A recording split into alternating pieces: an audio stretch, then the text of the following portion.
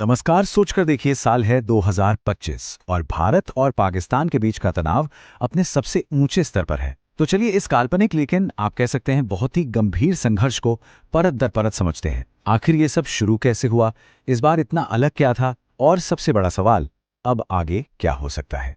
सब कुछ शुरू होता है 22 अप्रैल 2025 को। जगह कश्मीर की खूबसूरत और शांत वादियां, पहलगाम। लेकिन जानते हैं, ये शांति ज्यादा देर टिक नहीं पाई, क्योंकि यहाँ कुछ ऐसा हुआ जिसने पूरे दक्षिण एशिया को एक बार फिर से युद्ध के बिल्कुल मुहाने पर लाकर खड़ा कर दिया।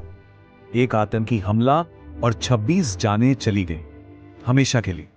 और इनमें से ज्यादातर तो वो लोग थे जो वहां बस घूमने आए थे, पर्यटक थे। ये सिर्फ एक आंकड़ा नहीं था, असल में ये वो चिंगारी थी जिसने एक बहुत बड़ी विनाशकारी आग को भड़का दिया था। तो चलिए अब जरा गहराई में उतरते हैं और समझते हैं कि कैसे एक छोटी सी घटना ने देखते ही देखते एक बड़े अंतर्राष्ट्रीय संकट का रूप ले लिया। देखिए, ये जो संघर्ष है, इसकी जड़ें इतिहास में बहुत बहुत गहरी हैं। 1947 से ही कश्मीर को लेकर विवाद चला आ रहा है। 4 बड़े युद्ध हो चुके हैं और अनगिनत छोटी मोटी झड़पें भी। पर सबसे बड़ी चिंता की बात क्या है, वो ये कि दोनों ही देश परमाणु शक्ति हैं। मतलब कोई भी टकराव एक वैश्विक खतरे में बदलने की ताकत रखता है। अब जरा देखिए कि हालात कितनी कितनी तेजी से बिगड़े। 22 अप्रैल को हमला होता है।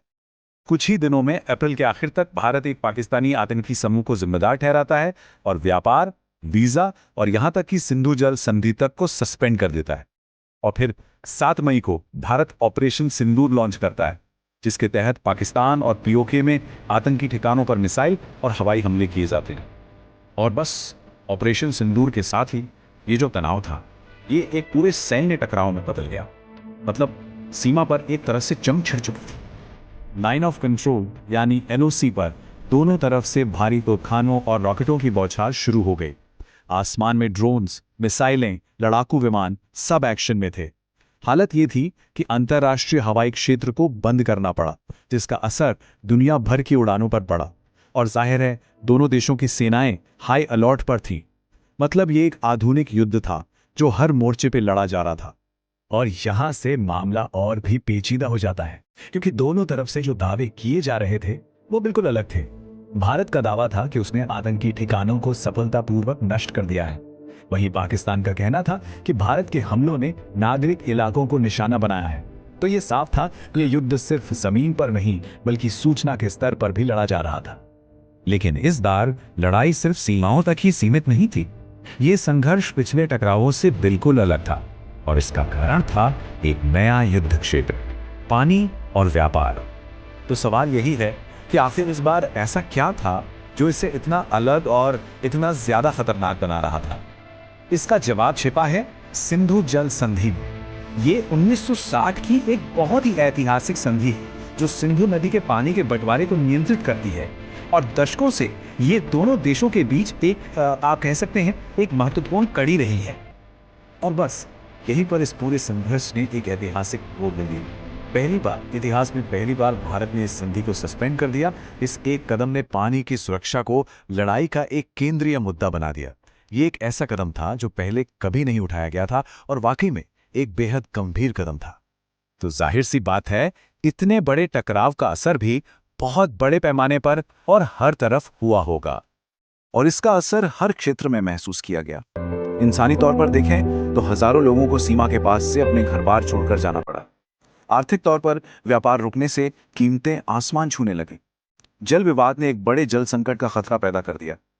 और अंतर्राष्ट्रीय स्तर पर पूरे दक्षिण एशिया की स्थिरता को लेकर दुनिया भर में गहरी चिंताएं पैदा हो गई। अंतर्राष्ट्रीय पर्यवेक्षकों की माने तो मौजूदा स्थिति बेहद नाजुक है। कहने को युद्ध विराम तो है, लेकिन तनाव बहुत ज्यादा बना हुआ है। संयुक्त राष्ट्र और अमेरिका जैसे देश लगातार दोनों पक्षों से संयम बरतने की अपील कर रहे हैं।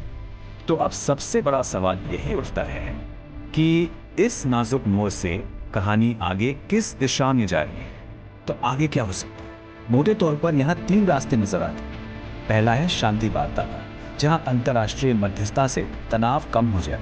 दूसरा रास्ता है तनाव के बने रहने का, जहाँ लड़ाई तो रुक जाए पर रिश्ते एकदम ठंडे पड़े। और तीसरा जो कि सबसे खतरनाक रास्ता है कि कोई और बड़ा हमला हो जाए और ये चिंगारी फिर से एक बड़े युद्ध की आग भड़का दे।